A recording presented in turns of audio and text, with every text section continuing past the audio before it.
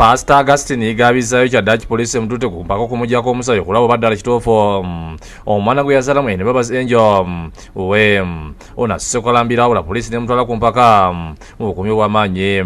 Tutegezeddwako nti abali tayagala kugenda ku musaayi ng'agamba nti omwana si w'okutuusa mutabani Andrew Jingulwaze n'amwegayirira kimutwalidde essaawa nnya namba okusobola okukkiriza era bwe ziwezesa musanvu n'ateeka emmotoka ya Primo okumutwala ewandigiye okumuggyako omusaayi bakebereddaga butonde awereddwa omwezi mulambo okola ku binaava mu musaayi. Olumaliriza bametolo za kampiyuna nga tebagala bantu kumulaba ne bannamulire okukwata ebifaananyi nga kigambibwa nti addusiddwa amanju wa poliisi n'ayingizibwa munda.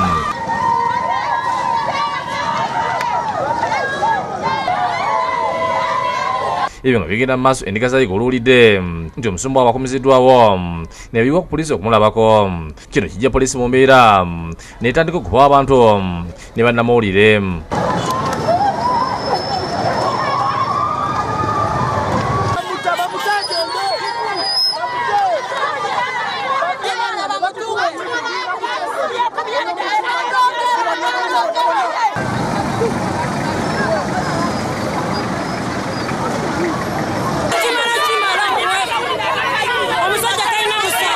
DPC w'Kamembe Dennis Odoche ayongedde okungula abasajja be netandika okugoba abantu era bano bannamawulire tebabataliza.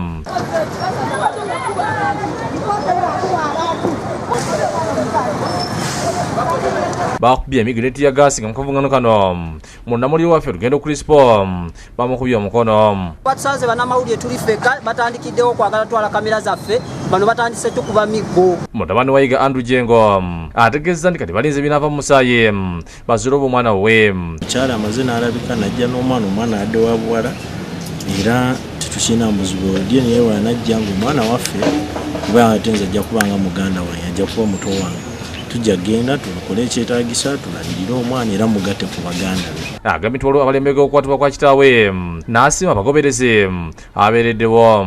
Naddala abasumba abamu nga Pastor Bujingo yali tumaze bandi tukubagana nnyo naye yavaayo n'avumirira ekikolwa kino. So twagala okubeebaza abakristaayo n'abasumba ab'enjawulo aba Revival, Pastor Brighton bonna tubeebaza. Kitegerekese nti Pastor Yiga yimbuddwa ekiro kakalu ka poliisi.